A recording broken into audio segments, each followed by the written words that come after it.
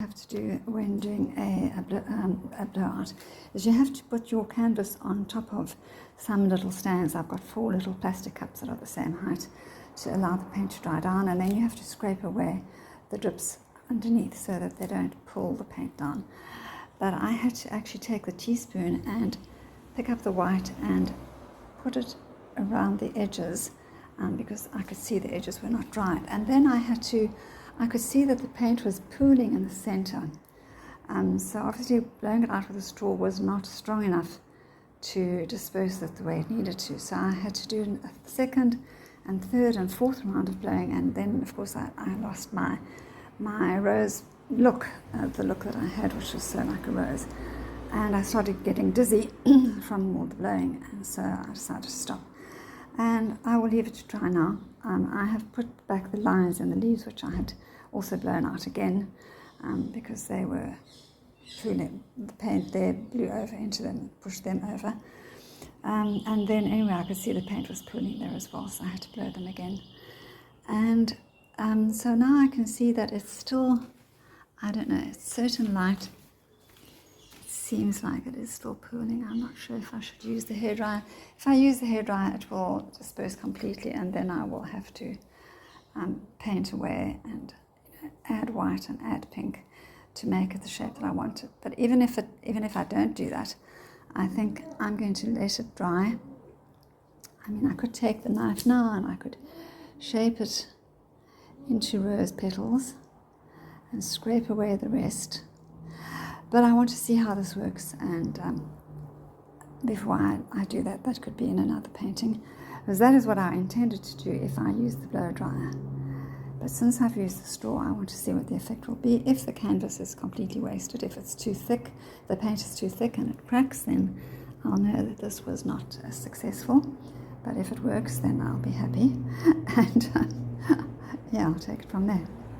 So thanks for watching, and I'll continue with another video. The painting has dried and I think it looks lovely. The magenta has stayed magenta even though it has mixed with the white a bit, but it's still very clearly magenta, not pink. And the green has mixed nicely with the white as well, and the gold is nicely dispersed from the center out of it. I could have added a gold into the green leaves as well. It would have added some interest to that green color. Anyway, so that's how the mouth blowout has dried out, and I think it's nice, but it would have been easier if I'd had a mini blower. They do work well, apparently. Well, I've seen a couple of people using them. So here's a comparison of the oil painting magenta rose with the acrylic blowout, and obviously they're very different. And I could sculpt this painting into more of a rose, which I might do at a later stage. But you can see the layers going over each other, and so obviously it's different to something painted with oil, but there is still a possibility. I'm going to try again with red this time and see what else I can do. Welcome back to my channel, everyone. This is Graceful Art Designs. This is the result of the last acrylic blowout, which I did with a straw, and which turned out very nicely. There were no cracks, there were no bumps, there were no air bubbles, in spite of not using a blowtorch, and it just looks lovely. It looks almost like a rose, not 100% because it's not painted with a paintbrush, and I had to blow away more than I wanted to, but I could see that the paint was pooling in the center, so either these canvases are not stretched tightly enough, or my table is not level. But whatever, I had to carry on going until I reached the point where I could see it was thin enough that it wouldn't crack. So I'm happy with that, and I'm doing the next one now. The next one, I've already put the paint out.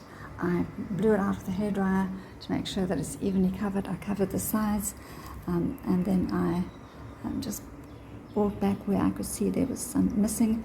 So they are fully covered. I'm going to now put the paint on the canvas in a different way to what I did before. I need to put my camera down in order to do that, and you'll see what I'm doing. So I've put a large puddle of red in the center, and on top of that I've put, well, it's the size of about a big coin, and on top of that I've put a little gold, which is spreading out. My only decision is whether to blow it out with the straw again or whether to use the hairdryer. And depending on how it blows out, I will add another few puddles around it as we get further and further away. The straw really made me feel terribly dizzy, and I'm afraid to do it again. But I'm quite sure that if I use the hairdryer, it's going to just disperse immediately all over the page, or all over the canvas, and I don't want to do that. So here we go.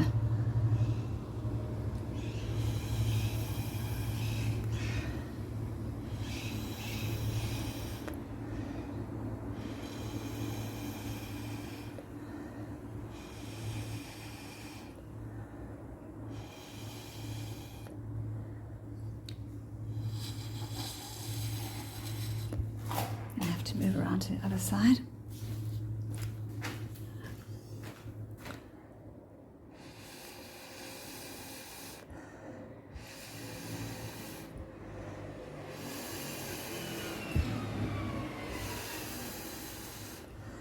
So I'm going to keep on blowing until it won't move anymore, and then I'll decide whether to add more. So it seems to have reached the point where it's not dispersing any further.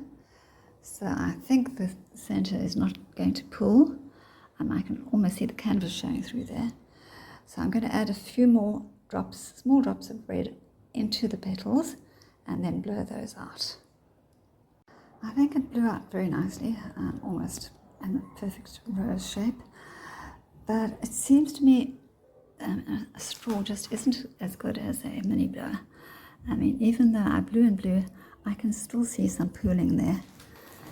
The center's fine, but I'll have to blow those out again. And here I've added some green with a little bit of gold on top. So I'll blow those out first, and then I'll blow the petals over them.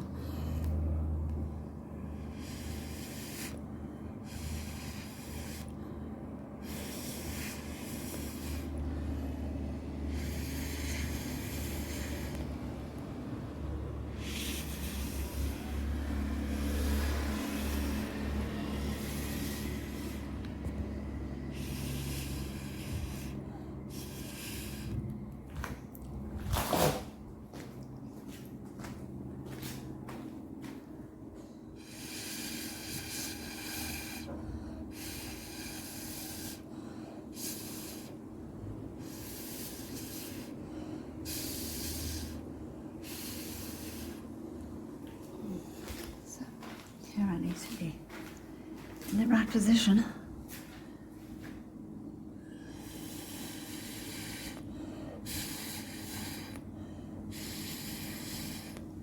So here the red is turning a bit pink, but you can still see it's red.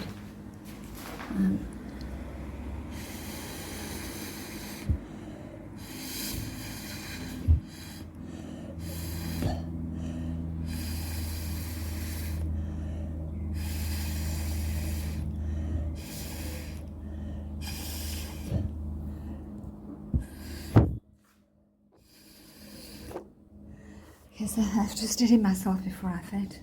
This is how it dried out, the red and white Dutch paw, blown with straw, and it looks slightly different to the other one. I can't say which one I like the most, but I'll put them side by side to compare them, and then we can see. There are some slight differences, some subtle differences. Number one, this one went almost to the edge over there on 3 sides. This one only on 2 sides. There just wasn't enough paint to get it any further. The leaves weren't big enough. The red is still red, although it's not as bright red as the magenta is bright magenta. And the gold, there's more gold here, less gold here. Gold is more dispersed here. But you can see the lovely mixing that you only get with acrylics. And so now I'm going to do another one, mixing the 2 colours together and see what that gets. I do like it, but I think, well, this one you can see the petals overlapping more. Here you can also see the petals overlapping.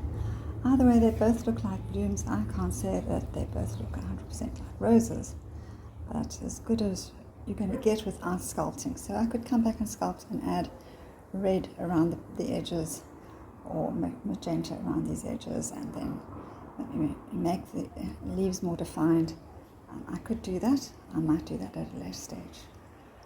So thank you for watching, and I hope you enjoyed it, and I hope you'll be back for the next video. Please like and comment, let me know your thoughts in the comment section below. Bye for now.